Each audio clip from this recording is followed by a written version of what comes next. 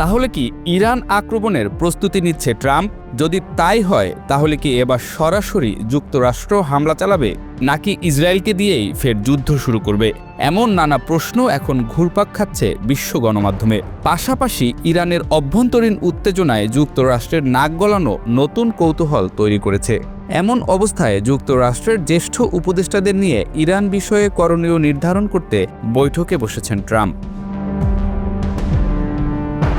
এদিকে ইরানে অবস্থানরত মার্কিন নাগরিকদের দ্রুত দেশে ফিরে আসার সমন জারি করেছে যুক্তরাষ্ট্র। পাশাপাশি ইরানকে ঘিরে রাখা ৮টি মার্কিন ঘাঁটিতেও নতুন করে যে তৎপরতা দেখা দিয়েছে তা অনেকের মনে সন্দেহের জন্ম দিয়েছে। ইরানের সরকার বিরোধী উত্তেজনা যখন চরম পর্যায়ে, তখন নতুন করে খামেনির সমর্থনে লাখো জনতা রাস্তায় নেমেছে। ইরানের বর্তমান সরকার এবং খামেনির পক্ষে বিপুল সংখ্যক জনতা রাস্তায় নামার পর মার্কিন প্রশাসনের বৈঠক যুক্তরাষ্ট্রের নাগরিকদের ইরান ত্যাগের নির্দেশ এবং মধ্যপ্রাচ্যের মার্কিন ঘাঁটিগুলোর অতি চঞ্চলতা ভয়াবহ কিছুর ইঙ্গিত বহন করছে বলে ধারণা করছেন বিশ্লেষকরা। ইরানের চলমান সরকার বিরোধী বিক্ষোভ ঘিরে পরিস্থিতি আরও জটিল হয়েছে। বিক্ষোভকারীদের ওপর ইরান সরকারের দমন পীড়নের দিকে ইঙ্গিত করে দেশটিতে আবার সামরিক পদক্ষেপের হুমকি দিয়েছেন মার্কিন প্রেসিডেন্ট ডোনাল্ড ট্রাম্প। জবাবে ইরান বলেছে, যুদ্ধ না চাইলেও তেহরান পুরোপুরি প্রস্তুত রয়েছে, সংলাপের পথও খোলা রেখেছে তারা। এ পর্যন্ত নিরাপত্তা বাহিনীর সঙ্গে সংঘর্ষে অন্তত ২,০০০ বিক্ষোভকারী নিহত হয়েছেন বলে জানিয়েছে আন্তর্জাতিক গণমাধ্যমগুলো। গ্রেফতার করা হয়েছে ১০,৫০০-এর বেশি বিক্ষোভকারীকে। অন্যদিকে নিরাপত্তা বাহিনীর ১০৯ সদস্য নিহত হয়েছেন বলে দাবি করেছে ইরান। তবে দেশটি বিক্ষোভকারীদের হতাহতের সংখ্যা উল্লেখ করেনি। এরই মধ্যে ইরানের পররাষ্ট্রমন্ত্রী আব্বাস আরাকচি বলেছেন, বিক্ষোভ পরিস্থিতি পুরোপুরি নিয়ন্ত্রণে এসেছে। এই বিক্ষোভ শুরুর পর থেকে তেহরানকে একের পর এক হুমকি দিয়ে আসছেন ট্রাম্প। সবশেষ গত রোববার যুক্তরাষ্ট্রের প্রেসিডেন্টকে বহনকারী উড়োজাহাজ এয়ারফোর্স ওয়ানে ট্রাম্পকে সাংবাদিকেরা প্রশ্ন করেন, বিক্ষোভকারীদের হত্যার মাধ্যমে তেহরান শেষ সীমা অতিক্রম করেছে কিনা।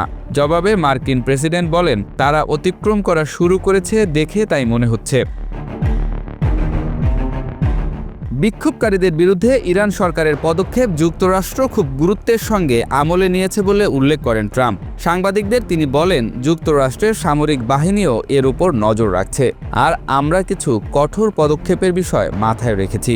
আমরা এ নিয়ে একটি সিদ্ধান্তে পৌঁছাবো। চলমান সংকট সমাধানে তেহরান আলোচনার জন্য ওয়াশিংটনের প্রতি আহ্বান জানিয়েছে বলে উল্লেখ করেন মার্কিন প্রেসিডেন্ট। ইরানের বিরুদ্ধে কী ধরনের পদক্ষেপ নেওয়া যেতে পারে তা নিয়ে জ্যেষ্ঠ উপদেষ্টাদের সঙ্গে এরই মাঝে আলোচনায় বসেছেন ট্রাম্প। সংবাদ মাধ্যম ওয়াল স্ট্রিট জার্নাল এর প্রতিবেদনে বলা হয়েছে, ইরানের বিরুদ্ধে পদক্ষেপ নেয়ার জন্য বিভিন্ন বিকল্প তৈরি রেখেছে যুক্তরাষ্ট্র। এর মধ্যে রয়েছে সামরিক হামলা, গোপন সাইবার অস্ত্রের ব্যবহার, তেহরানের উপর নিষেধাজ্ঞা আরও বাড়ানো এবং সরকার বিরোধী বিভিন্ন পক্ষকে সহায়তা দেয়া। এদিকে ইরানকে ঘিরে মধ্যপ্রাচ্যে যুক্তরাষ্ট্রের ৮টি স্থায়ী ঘাঁটি রয়েছে। বাহরাইন, মিশর, ইরাক, জর্ডান, কুয়েত, কাতার, সৌদি আরব ও আরব আমিরাতে যার অবস্থান। এসব ঘাঁটিতে অত্যাধুনিক আকাশ প্রতিরক্ষা ব্যবস্থা রয়েছে। তবে ঝাঁকে ঝাঁকে ক্ষেপণাস্ত্র বা ড্রোন হামলা হলে তা প্রতিহত করা কঠিন হবে। ইসরায়েলও যে ইরানের সব হামলা ঠেকাতে ব্যর্থ তা গত বছরের সংঘাতের সময় দেখা গিয়েছিল। হঠাৎ করেই মধ্যপ্রাচ্যে যুক্তরাষ্ট্রের এ ঘাঁটিগুলোতে কর্মতৎপরতা বৃদ্ধি পেয়েছে।